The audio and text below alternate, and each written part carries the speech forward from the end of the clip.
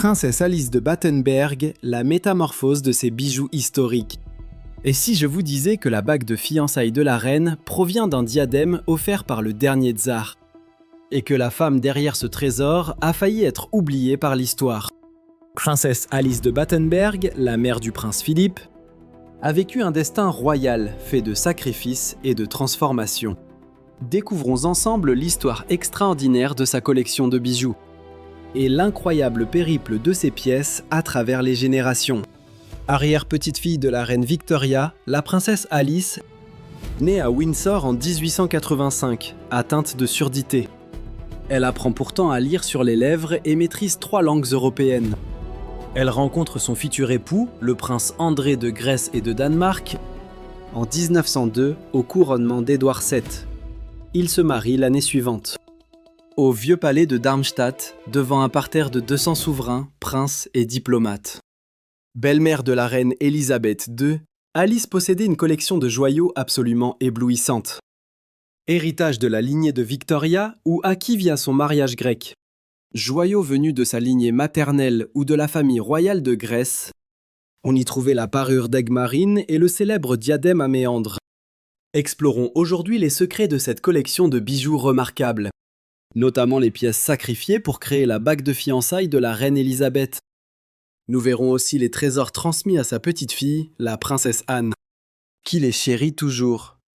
Beaucoup de ces joyaux font encore partie de la collection royale. Intéressons-nous maintenant au célèbre diadème aux étoiles de diamant. Quand Alice, fille du prince Louis de Battenberg, épousa le prince André de Grèce en 1903, elle reçut un collier de diamants orné d'étoiles étincelantes à cette branche. Entouré de boucles de diamants, ce cadeau de mariage venait de ses parents. Ce présent du grand-duc de Hesse était une pièce majeure de sa collection. En 1907, elle le porta avec élégance en version diadème pour ses portraits. Il apparut une dernière fois en 1910 en couverture du magazine Tatler. Dès lors, le diadème disparut totalement de la vue. On raconte qu'elle l'aurait vendu pour financer ses nombreuses œuvres de charité, ou qu'il fut perdu durant l'exil de la famille. La pièce n'a jamais refait surface chez les Windsor. Penchons-nous désormais sur le diadème aux étoiles de perles. Alice portait aussi un diadème d'étoiles en perles ayant appartenu à sa propre mère. Ce bijou historique fut un cadeau de mariage de Victoria à sa petite-fille, la princesse Victoria de Hesse, lors de son union avec Louis de Battenberg. La reine lui offrit des épingles à cheveux ornées d'étoiles de diamants et de perles. Elles furent transformées en un diadème à 5 étoiles, chacune centrée d'une perle. La princesse Alice porta cette pièce magnifique le jour de son mariage. Ce modèle était toutefois bien distinct du diadème de perles des Mountbatten, lequel est resté dans la famille de Hesse jusqu'à aujourd'hui. Le diadème original aux étoiles de perles resta la propriété de Victoria de Hesse. Il incarne l'histoire profonde et les traditions séculaires de cette lignée. Ce diadème original demeura auprès de la princesse Victoria jusqu'à... C'était en 1914, juste avant de disparaître lors de la Révolution.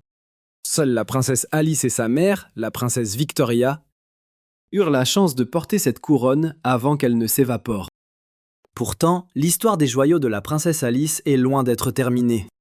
En réalité, le destin qu'elle réserva à son précieux diadème allait marquer une idylle royale pour l'éternité. Restez avec nous, découvrez comment l'un de ces cadeaux devint le symbole d'un amour éternel entre une reine et son prince. Le diadème grec de la princesse. L'un des rares bijoux rescapés offerts par son mari, le prince André de Grèce en 1903, était ce diadème aux méandres de la princesse. Ce bijou exquis, fabriqué en France, arbore des motifs grecs sertis de diamants. Une couronne de laurier centrale entourant un gros diamant entre 2 chèvrefeuilles étincelantes. On vit Alice porter ce diadème historique dès 1914, plus de 10 ans après son mariage, sur plusieurs portraits.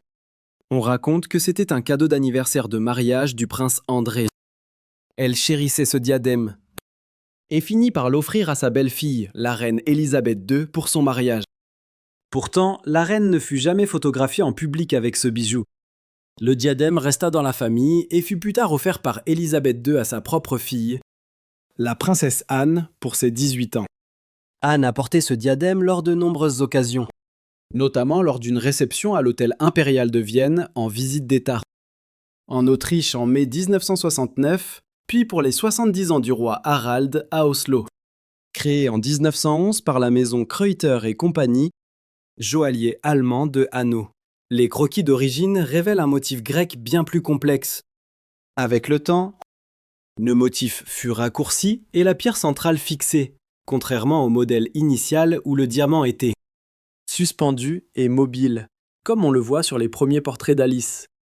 En 2011, Anne prêta le diadème à sa fille Zara Phillips pour son mariage avec Mike Tyndall à Édimbourg, perpétuant ainsi l'héritage de ce bijou au sein de la famille royale. La parure d'Egmarine. Le jour de ses noces, Alice de Battenberg reçut un cadeau extravagant de la part de son oncle et de sa tante.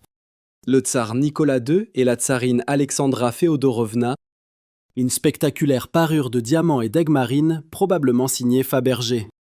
La parure comprenait un diadème orné de grosses Egmarines, un collier d'Egmarine, des boucles d'oreilles, un bracelet et une imposante broche.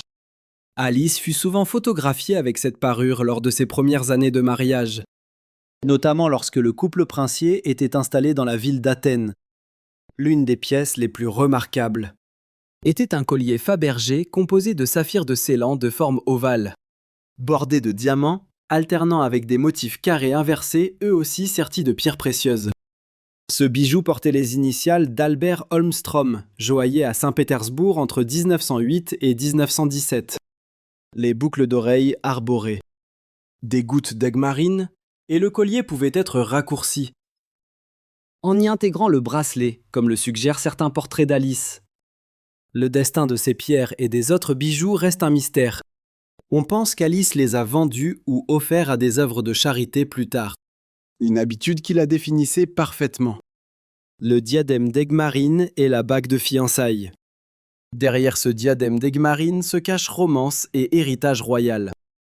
De style empire, le diadème arborait des nœuds de diamants sous des gemmes imposantes. Le tout entouré de délicats lauriers. À son sommet trônaient d'immenses Egmarines vert pâle.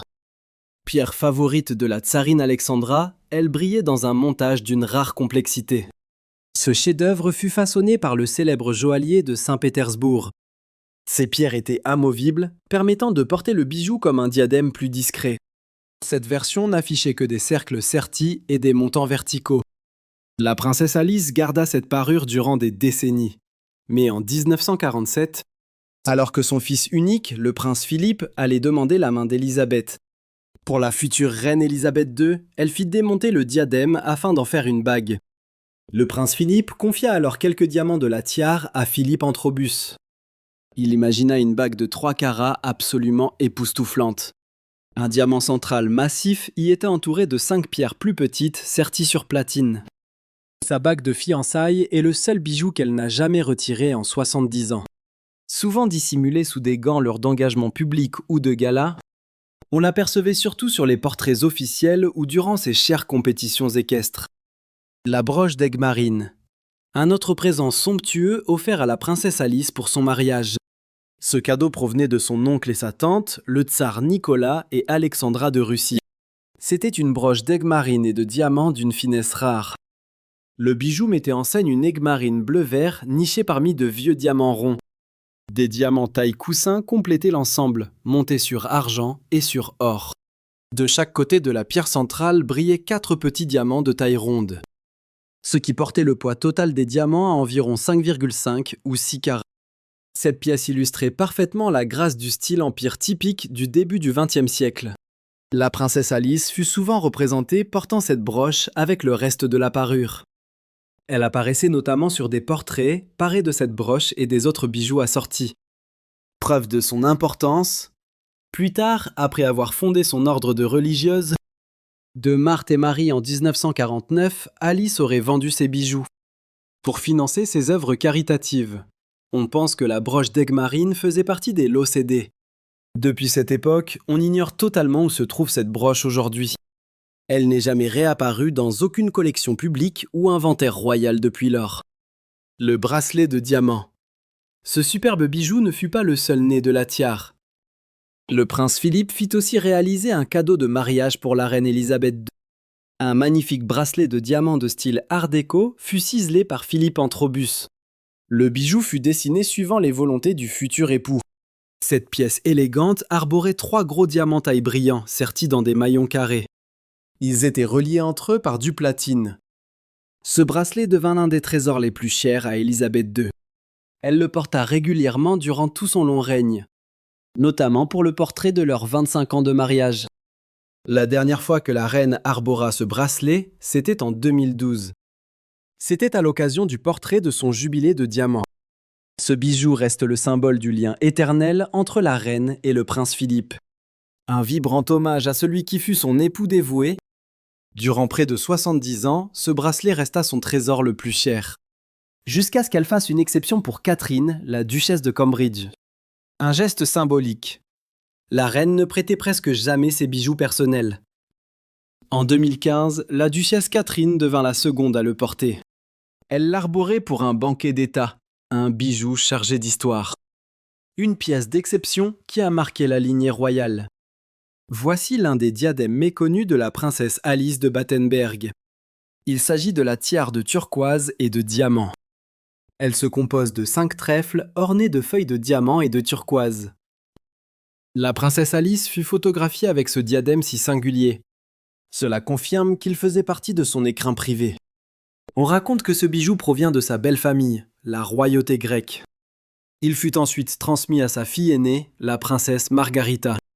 Margarita épousa le prince Gottfried de Hohenlohe et Langenburg en 1931.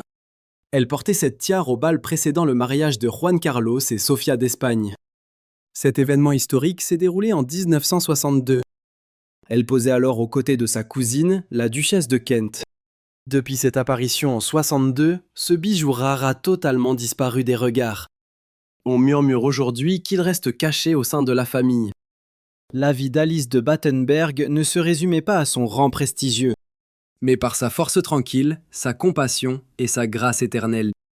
Entre les guerres, l'exil et des immenses sacrifices personnels, elle a délaissé son héritage matériel pour se consacrer aux autres. Pourtant, son histoire scintille encore dans les coffres de la couronne aujourd'hui. Le témoignage bouleversant d'une vie exemplaire. Quel bijou de sa collection vous a le plus touché? Dites-le nous sans attendre dans les commentaires. Abonnez-vous pour découvrir d'autres récits d'élégance et de légende. Brillez de mille feux. À la prochaine!